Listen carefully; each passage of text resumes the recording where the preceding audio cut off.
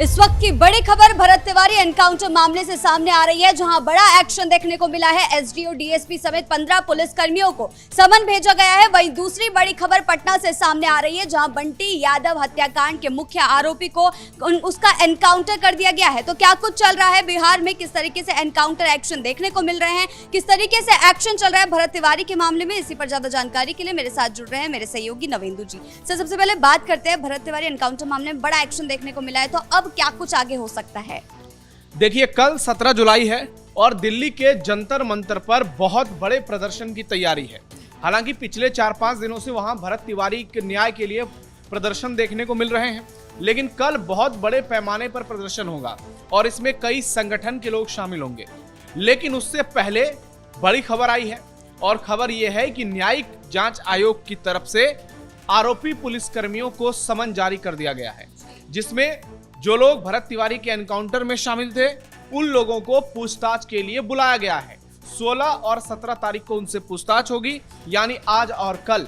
और जिन लोगों को पूछताछ के लिए बुलाया गया है उनके बयान दर्ज होंगे और उसके आधार पर आगे की कार्रवाई होगी। न्यायिक जज विनोद कुमार सिन्हा इस मामले की जांच कर रहे हैं और उनकी अगुवाई में ही इस मामले की जांच हो रही है और आने वाले समय में कई बड़े खुलासे हो सकते हैं।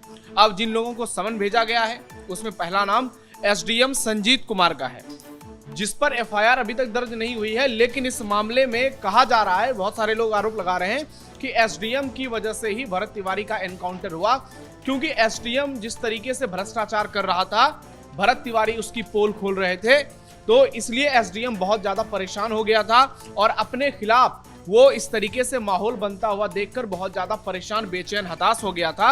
इसलिए उसने पुलिस के साथ मिलकर इस एनकाउंटर की प्लानिंग रची है। हालांकि जांच में सारी बातें सामने आएंगी, ये आरोप हैं। दूसरी तरफ जो डीएसपी हैं राजेश कुमार शर्मा, उनको बुलाया गया है पूछताछ के लिए। उसके बाद एसएचओ राजेश मलाकार, जिन पर एक गोली चलाने का आरोप भी है एनकाउंटर में, तो राजेश मलाकार को भी समन भेजा गया है। किन किन लोगों को समन भेजा गया है वो पूरी लिस्ट हमारे पास है, हम दर्शकों को बताते हैं।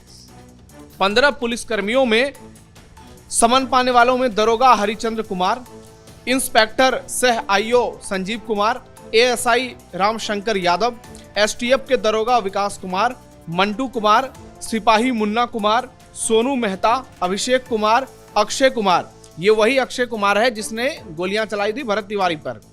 चालक हवलदार नरेंद्र सिंह, दरोगा राम कुमार और डीएसपी के बॉडीगार्ड संजय कुमार इसमें शामिल हैं। जबकि बड़े नाम की बात करें तो शाहपुर के पहले जो एसएचओ वहां के रहे हैं राजेश मलाकार, उनका नाम है ही।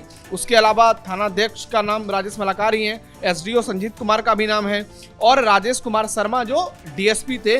तो जितने भी लोग इस एनकाउंटर में शामिल थे सबको समन जारी किया गया है और आने वाले समय में आप देखिएगा जब इन लोगों के बयान दर्ज होंगे तो निश्चित तौर पर इस मामले में एक नया मोड़ सामने आएगा। हालांकि ये लोग बचने की पूरी कोशिश करेंगे, क्योंकि इन लोगों ने जो फर्जी एनकाउंटर किया है ये पूरी तरह से बेनकाब हो चुके हैं। ये जो भी थ्योरी रचेंगे वो भरत तिवारी के फेसबुक लाइव एंड होने के बाद ही रच पाएंगे, क्योंकि उससे पहले तो सब कुछ क्लियर है। भरत तिवारी के साथ क्या इनकी बातचीत हुई है, बहुत सारे लोगों ने कहा कि भरत तिवारी ने गालियां दी थी, ये किया था, फायरिंग की थी, इतना राउंड चलाया था, सब कुछ वहां पर मौजूद है, वीडियो फुटेज में सारी चीजें हैं। तो ऐसे में इन लोगों के लिए भी झूठ बोलना बहुत मुश्किल होगा। अब विनोद कुमार सिन्हा के सामने ये लोग क्या बयान देते हैं ये देखना दिलचस्प होगा। इनसे पूछा जाएगा कि आप लोगों ने सबसे पहले उसे मानसिक रूप से विक्षिप्त घोषित किया, उसके बाद फिर उसको घेरा, फिर एनकाउंटर क्यों किया जब उसने आत्मसमर्पण कर दिया, किस संविधान की धारा के तहत ये किया, किस नियम के तहत किया गया, क्या भरत तिवारी कोई हिस्ट्री शीटर था, क्या भरत तिवारी कोई आतंकवादी था, क्या भरत तिवारी कोई बड़ा अपराधी था, भरत तिवारी का एनकाउंटर का उद्देश्य क्या था, ये सबसे बड़ा सवाल है। सर, ये मामला जो है 22 से 23 दिन से सुर्खियों में बना हुआ है। जिस तरीके से एक्शन की गति देखने को मिल रही है, इससे परिवारजन कुछ ज्यादा खुश नजर नहीं आ रहा है। तो आखिर अब ऐसा क्या एक्शन लिया जाए जिससे परिजनों में भी राहत देखने को मिल सकती है? देखिए, न्यायिक जांच आयोग जिस तरह से मामले की जांच कर रहा है वो अपनी दिशा में सही तरह से जा रहा है, लेकिन परिवार इस वक्त इतना ज्यादा परेशान है, व्यथित है कि परिवार को लगता है कि न्याय में देरी हो रही है, जितना जल्द हो सके हमें न्याय मिल जाए।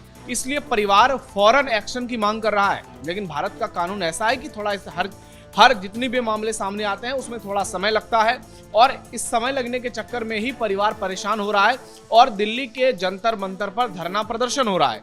इसलिए कहा जा रहा है कि कल 17 तारीख को भरत तिवारी के माता पिता भी दिल्ली के जंतर मंतर पर मौजूद रहेंगे। उनके भाई और उनकी भाभी तो मौजूद रहेंगे ही रहेंगे। तो वहां पर बड़े लोगों का पहुंचने का भी सिलसिला पिछले कुछ दिनों से जारी है लगातार। लकी बिस्ट भी वहां पर पहुंचे हैं, बहुत संगठन के लोग पहुंचे हैं। कल सुप्रीम कोर्ट के सीनियर वकील अनिल मिश्रा भी वहां पर जाएंगे। तो आप देखिए कि इस मामले में जो प्रदर्शन होना है उससे ठीक पहले पुलिस वालों को समन के लिए बुलाया जा रहा है।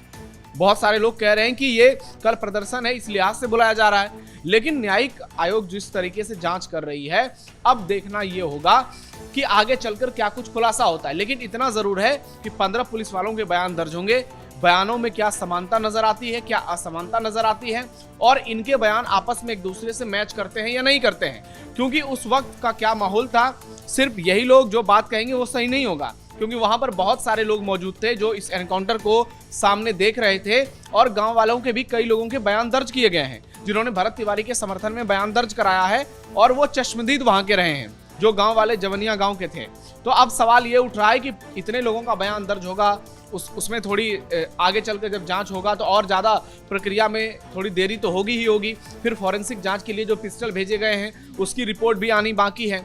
तो ऐसे में मामले में देरी तो होगी, लेकिन परिवार चाहता है कि न्याय जल्द से जल्द मिले। तो ऐसे में अब इन लोगों का जब बयान दर्ज हो जाएगा, इसके बाद पुलिस का क्या एक्शन होगा? क्या गिरफ्तारी हो जाएगी डीएसपी की? क्या गिरफ्तारी हो जाएगी एसएचओ की? क्या गिरफ्तारी हो जाएगी उन लोगों की जिसने गोलियां चलाई हैं? एसएचओ राजेश मलाकार की, अक्षय कुमार जो एसटीएफ जवान है। तो सवाल बहुत सारे हैं। इन सवालों के जवाब आने वाले कुछ दिनों में जरूर मिल जाएंगे। लेकिन इतना जरूर तय है कि भरत तिवारी का मामला अब रुकने वाला नहीं है, और प्रदर्शन जो है वो बड़े पैमाने पर आपको देखने को मिलेगा।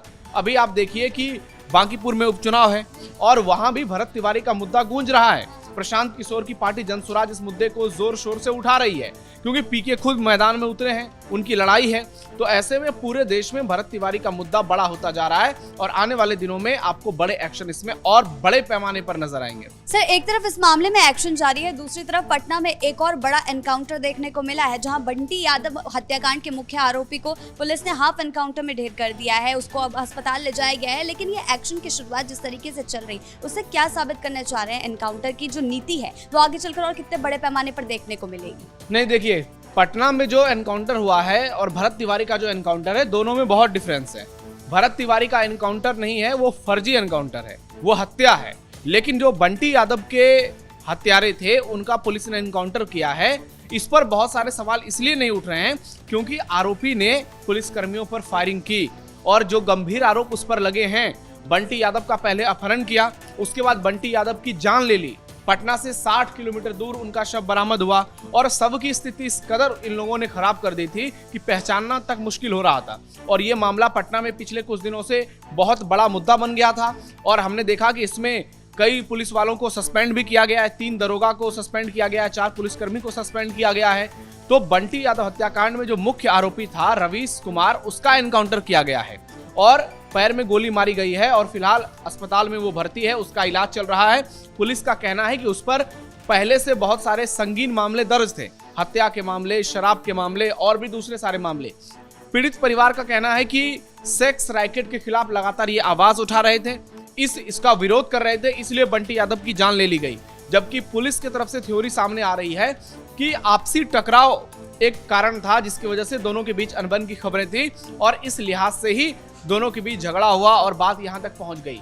लेकिन आगे जब जांच पूरी हो जाएगी तब सब कुछ सामने आएगा कि असली हकीकत क्या थी। लेकिन इतना जरूर है कि भरत तिवारी का जो एनकाउंटर हुआ और बंटी यादव के हत्यारों का जो एनकाउंटर हुआ, दोनों की तुलना नहीं हो सकती है, क्योंकि जान भरत तिवारी की भी चली गई, उनको भी न्याय मिलना चाहिए, जान बंटी यादव की भी गई है, उनको भी न्याय मिलना चाहिए। और इसलिए लोग ये गुजारिश कर रहे हैं सरकार से कि इस मामले में जो है अब ठोस एक्शन की जरूरत है।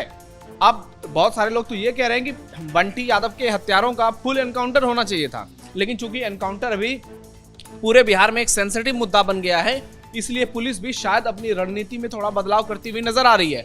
बांका में भी एनकाउंटर देखने को मिला, तो दबाव जिस तरीके से बनता हुआ सरकार पर नजर आ रहा है, उसका इम्पैक्ट देखने को मिला है। क्योंकि अगर उसका इम्पैक्ट नहीं होता तो बंटी यादव के आरोपी का फुल एनकाउंटर हो गया रहता।